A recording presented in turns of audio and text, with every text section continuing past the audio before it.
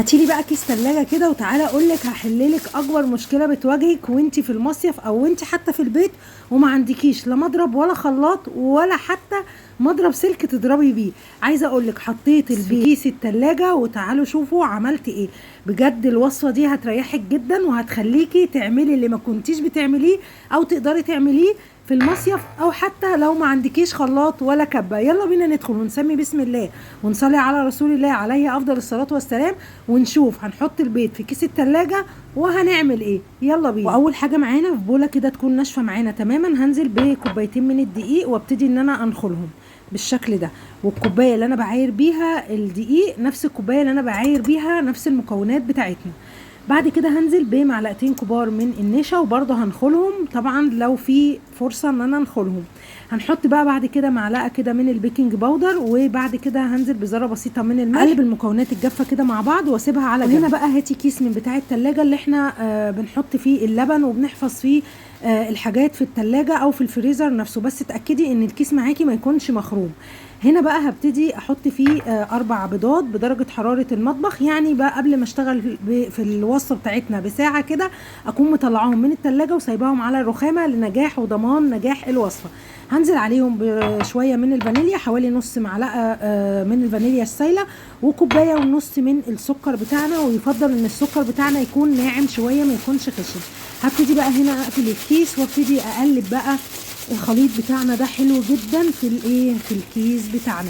بجد وصفه خطيره وهخليكي بقى تبقي استاذه فيها، هتعمليها كل يوم وخصوصا لو انتي في المصيف ومش قادره تعمليها ونفسك فيها وعايزين تاخدوها معاكم كمان للبحر تقدري تعمليها بكل سهوله تاخديها معاكي.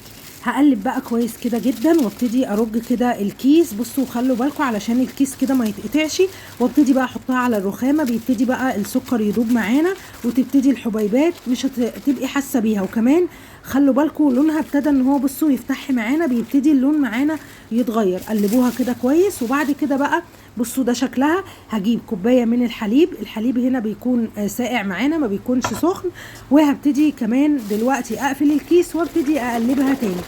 بصوا بقى القوام بتاعنا والخليط بصوا بقى سايل وابتدى السكر يدوب اكتر واكتر لما حطينا كوبايه اللبن. هنا بقى بعد كده هنزل بكوبايه الا ربع من الزيت، وممكن تستخدمي بدل الزيت ممكن سمنه وتكون بس دايبه معانا وتكون سخنه معانا. خلوا بالكم.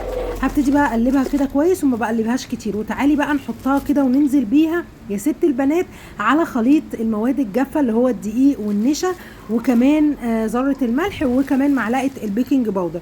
هحطها بقى عليها وهنزل بعد كده بكوبايه من الزبادي اللي هي بتبقى الصغيره اللي هي حوالي 105 جرام، وبعد كده هنزل بمعلقه صغيره من الخل، حبه كده صغيرين، معلقه صغيره قوي.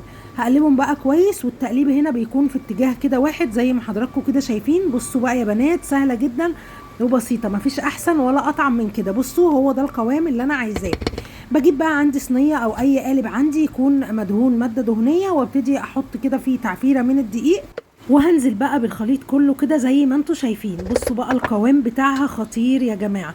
هبتدي دلوقتي كنت مشغله الفرن بديها كده خبطتين وشغلت الفرن في الرف الوسطاني، هدخلها الرف الوسطاني هتقعد معانا 35 دقيقه يعني بالظبط نص ساعه و5 دقائق كمان.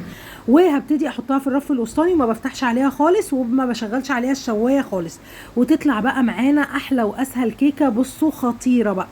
ابتديت بقى افرغها كده من الجوانب وبعد كده ابتديت ان انا اقلبها، طلعت خطيره. بصوا بقى شكلها بصوا تحفه جدا جدا جدا، هشه وطريه، وبصوا السنجيه بصوا روعه.